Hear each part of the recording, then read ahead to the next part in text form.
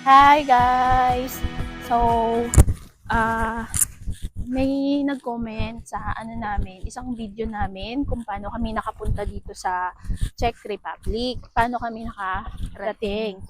So, syempre nakasakay kami hindi. Ano Galing yun? kami ng Taiwan. Ngayon, Year 2020 pa. yes. Pandemic. Pandemic yun.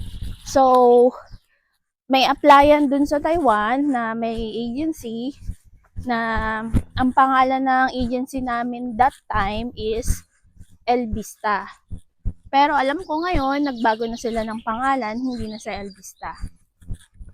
Pero Tapos, naka-base yun sa Hong Kong.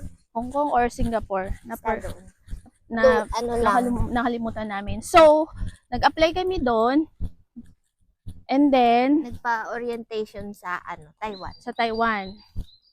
Kaya ang tumulong sa amin talaga ay ang nag-assist talaga sa amin is yung El Vista para makarating kami dito sa Czech.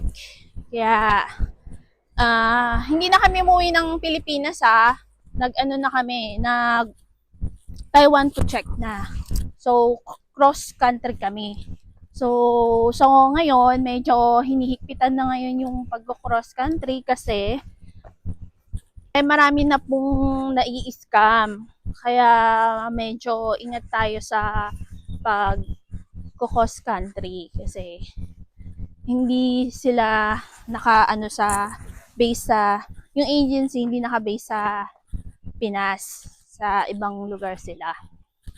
But yung masasabi ko yung agency namin that time na El Vista is legit talaga. Kasi kami yung naunang batch na papuntang Czech. Oo. Pero madami na silang ibang hawak. Yes. So ngayon hindi namin alam kung anong bagong nilang pangalan. Kaya yung mga nagbabalak na mag-apply, mag-ingat po kayo sa mga agency na sa ngayon kasi sobrang dami na. Tapos kasi marami in demand ngayon yung pag-a-apply ngayon sa Europe, dito sa Czech. Kaya ingat-ingat po tayo. Pero dati, madali lang schedule. Oo, sobrang dali lang. Magpa-appointment ng visa appearance sa Taiwan. Ang naging namin noon, process namin sa pag-apply noon that time, 3 months lang. Almost talaga. Sobrang bilis. Sumakto lang na pandemic. Oo, tapos kaya na-delay yung okay na lahat nung namin. Kasi may embassy sa Taiwan ng Czech Republic na embassy. Kaya hindi na mahihirapan. So, tawag nito, napabilis yung aming process. Kasi lahat okay naman, mabilis naman na ayos. Hindi namin inaasahan na mabilis yun. Kasi ang inaakala lang namin is matagal yung process yung parang may aantayin lang kami, dapat.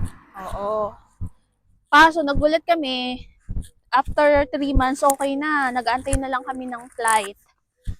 Antay na lang kami ng flight kaso nagsara yung mga airport noon kasi pandemic, kaya na-delay kami. Mabot din ng 6 months na. Oo.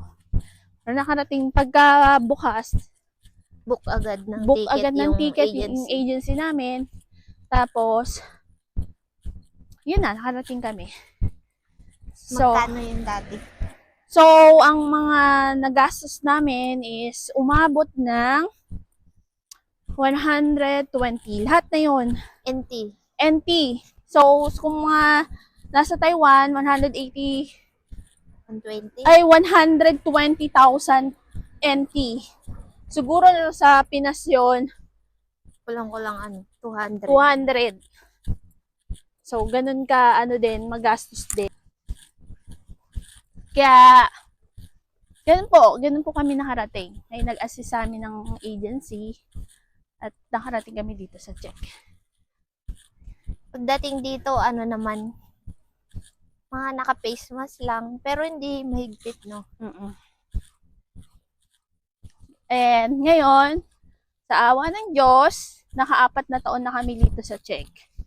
Yeah, thank you sa El Vista na nagpaalis sa amin. Sila Ma'am Lian, Ma'am Ligaya. si Ma'am Ligaya. Yan yung mga ng mga boss ng agency namin that time. So, hindi lang namin sure kung ano ng bagong pangalan ng agency nila ngayon. Kaya, bye!